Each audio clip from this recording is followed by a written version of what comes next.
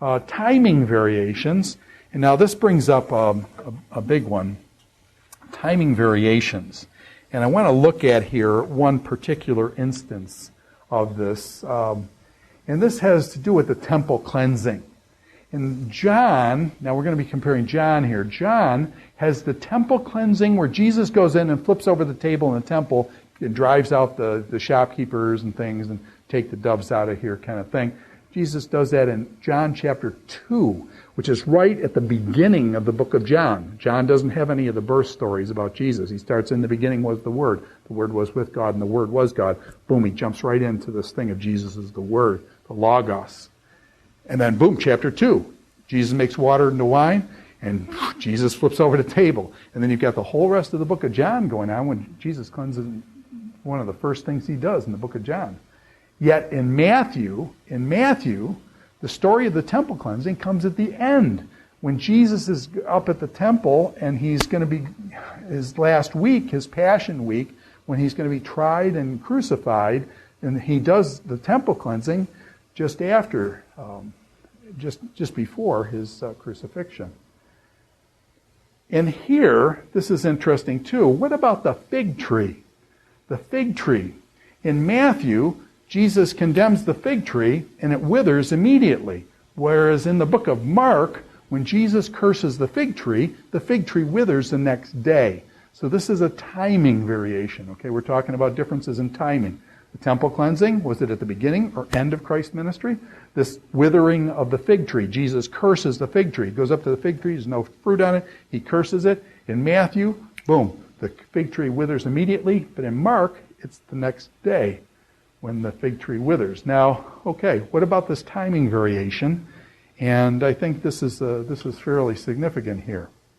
Okay, let me just talk about this a little bit further. I'm just wondering, let me just go down a little bit here and see. Yeah, let's deal with the temple cleansing, okay? Let me come back here and just, we've got another, people say, contradiction here, where in one, Jesus is sending out the 12, and in one, he says, don't take a staff, and just go out, don't take staff, don't take anything with you, just live off the people of the land kind of thing. And the other one, he says, take a staff with you. So there's a difference between Matthew chapter 10, verse 10, Mark chapter 6, verse 8. And as this this is pretty easily solved, I think. Did Jesus send the 12 out repeatedly, probably? Did Jesus send the 12 out in various contexts? And so one time he told them, take a staff. The other one he tells them, don't take a staff.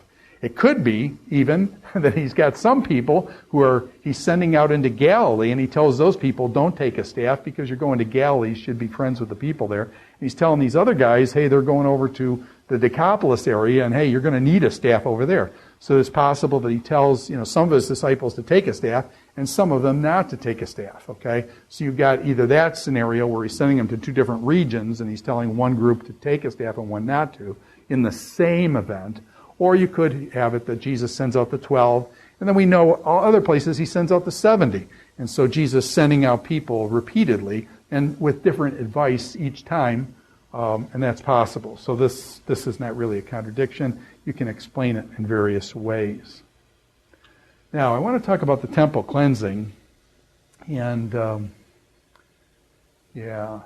actually, I want to tell you a story. Let me come back to this one with the staff, to take a staff or not to take a staff. And one he tells them, do take a staff. The other one he tells them, do not take a staff. I think it was Kenneth Conser tells this story about a person. And I want to tell you a story. I'm going to tell you, told by two eyewitnesses.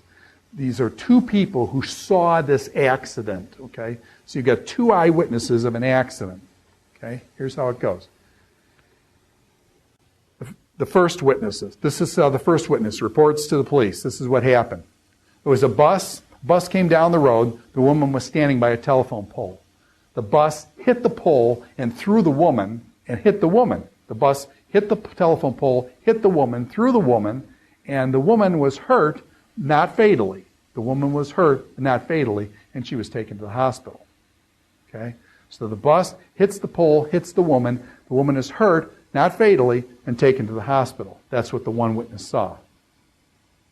Here's a description of a second witness. Second witness says, The woman was in a car. The car was T-boned. She was not wearing her seatbelt. She was thrown out of the car and killed instantly. Okay? She was in a car without her seatbelt. She was hit, T-boned, and she was thrown out of the car and killed instantly. Now, which one of those stories is true? Very different stories, right? Very different stories. One by a telephone pole, she's not hurt fatally, she's taken to the hospital. The other one, she's killed instantly, thrown out of the car. Okay? Two different stories. Sound like these are two different witnesses. It sounds like the stories are contradictory. They're not. The problem is, whenever you have a story, you're not, the full story, life is more complex. This is just a kind of a dumb thing to say. But life is more complex than a story. What happened with this woman? Here's how this worked out. This is actual truth. Okay, this actually happened. Okay, two witnesses, okay?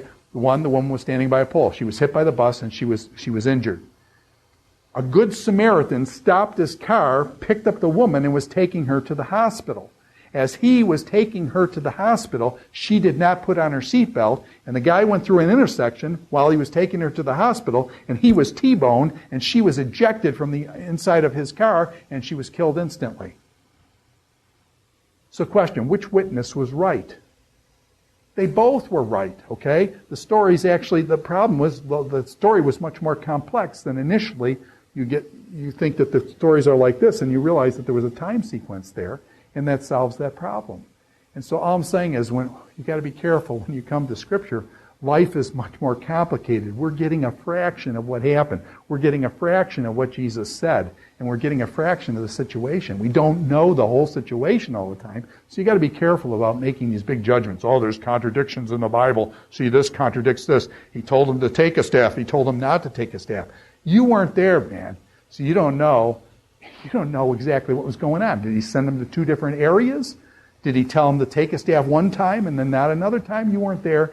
And so don't go, I'm saying, the Bible is proven reliable enough all the time on the stuff that we know, that where there's conflict, you got to be able to say, hey, I trust the witness. I know I've seen the Bible tell the truth 100 million times.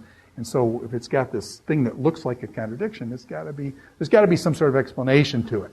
So be careful.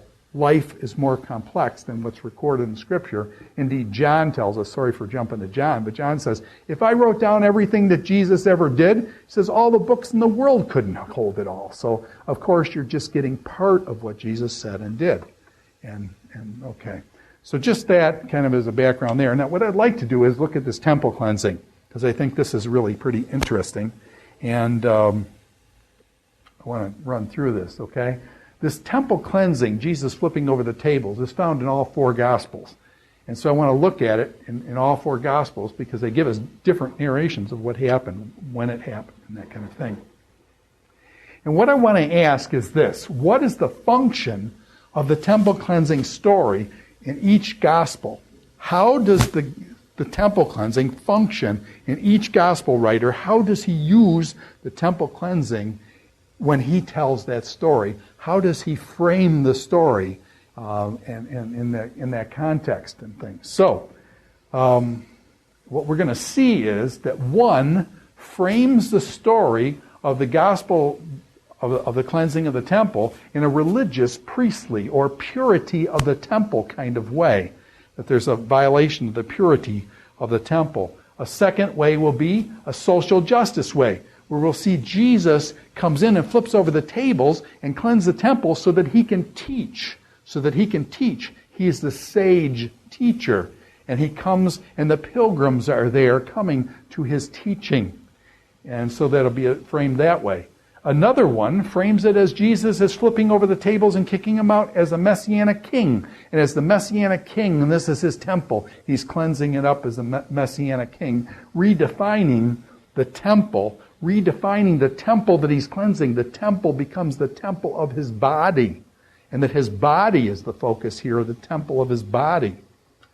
And then lastly, one of the writers will take this temple cleansing as a pronouncement, as a prophetic announcement. Get these things out of here as Jesus is participating in this prophetic kind of pronouncement, and then the rejection of the prophet. Same way that they rejected Isaiah, the same way they rejected Jeremiah and Ezekiel.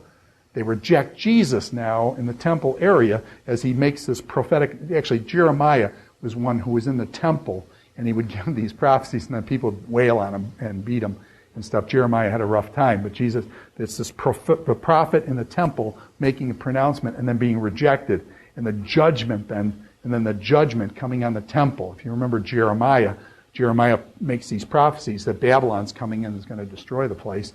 And then basically people get all upset. They reject Jeremiah. They beat up Jeremiah and stuff like that. And what you have then is this judgment on the temple comes. And Nebuchadnezzar in 586 comes and wipes out the temple exactly like Jeremiah said. Jeremiah said Nebuchadnezzar would come and the Babylonians would wipe it out, destroy it. And indeed they did. With Jesus, you got the same thing. He cleanses the temple, says basically that the temple is going to be destroyed. And sure enough, 70 A.D., Titus and the Romans come in and level the temple. All I'm trying to say here is the story of the cleansing of the temple is told in 4 different ways. And so let's kind of lay that out now. The prophetic rejection. Now look at how Mark frames the story of the temple cleansing.